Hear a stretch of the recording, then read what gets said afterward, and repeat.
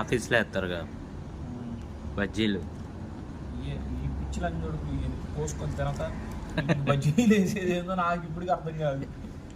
ఆ ముగ్గిపోయిన ఎట్టుకెళ్తా కూడా వేస్తారు.